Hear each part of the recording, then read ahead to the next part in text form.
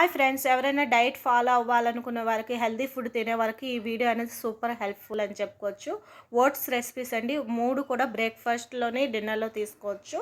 ముందుగా ఆయిల్లో ఆవాలు, శనగపప్పు, మినప్పప్పు, పచ్చిమిర్చి, అల్లం ముక్కలు వేసి వేగిన తర్వాత ఇక్కడ కొంచెం రవ్వ వేసి యాడ్ చేసుకున్న తర్వాత దాన్ని అన్నిటిని మిక్స్ చేసిన తర్వాత ఇక్కడ పెరుగు అనేది 1 కప్ యాడ్ చేసుకున్నానండి.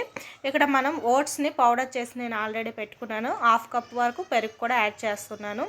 దీన్ని వాటర్ అనేది కొంచెం కంటెంట్ కొంచెం లూజ్గానే ఉండాలి. మనం ఒక 15 నిమిషాలు సైడ్కి పెట్టుకోవాలండి. ఉప్పు కూడా యాడ్ చేశాను. 15 నిమిషాల తర్వాత కొంచెం వంట సోడా యాడ్ చేసుకొని సేమ్ మనం ఇడ్లీ ఎలా పెట్టుకుంటామో అలానే పెట్టుకోవాలి. మనం గోధుమ రవ్వతో చేసాము, ఓట్స్ కూడా యాడ్ అయ్యాయి కాబట్టి హై ఫైబర్తో పాటు మనకి వెయిట్ లాస్ అవ్వడానికి చాలా ఉపయోగపడుతుంది. ఇక్కడ వచ్చేసి ఇది చాలా బాగుంటుందండి ఈ రోటీ రెసిపీ అనేది.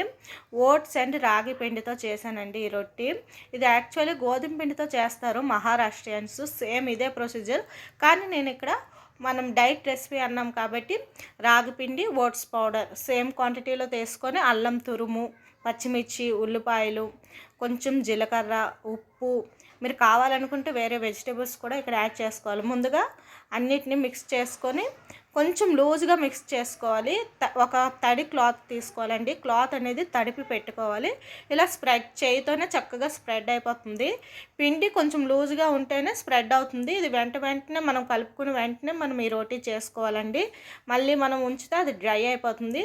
మనం ఆల్రెడీ ప్యాన్ హీట్ చేసి పెట్టుకున్నాం కదా, దాని మీద ఇలా కాల్చుకుంటే 2 వైపులు చక్కగా క్రిస్పీగా మనకి ఓన్లీ ఏ చట్నీ లేకపోయినా చాలా టేస్ట్ఫుల్గా ఉంటాయండి ఈ రోటీ అనేది. నేనైతే ఇక్కడ అల్లం చట్నీతో సర్వ్ చేసుకున్నాను. ఇక్కడ వచ్చేసి ఓట్స్ ఉప్మా అండి, మసాలా ఉప్మా ప్లెయిన్ ఓట్స్తో ప్రిపేర్ చేస్తాను. మా బాబుకి అయితే చాలా ఇష్టం. వితిన్ 10 మినిట్స్లో ఈ రెసిపీ అనేది రెడీ అయిపోతుంది. మార్నింగ్ హెల్తీగా తినాలి, టేస్ట్ఫుల్గా తినాలనుకుంటే ఇది ఒక రెసిపీ అని చెప్పుకోవచ్చు. ముందుగా ఆయిల్లో ఆవాలు, పచ్చిమిర్చి, ఉల్లిపాయలు వేగించుకోవాలి. ఎక్కువసేపు కాదండి.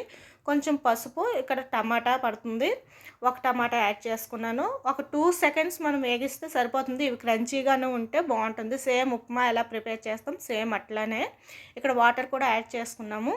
ఇప్పుడు కావాల్సినంత వాటర్ యాడ్ చేసుకున్న తర్వాత ఇది బాయిల్డ్ అవుతూ ఉండగానే ఉప్మా రవ్వ ఎలా వేసుకుంటాం సేమ్ ఓట్స్ని అలానే వేసుకోవాలి. ఈ రెసిపీకి ముఖ్యంగా వేడివేడిగా తింటేనే బాగుంటుందండి. ఈ ఓట్స్ ఉప్మా అనేది చల్లగా అయిపోతే టైట్గా అయిపోతే బాగుండదు అసలు.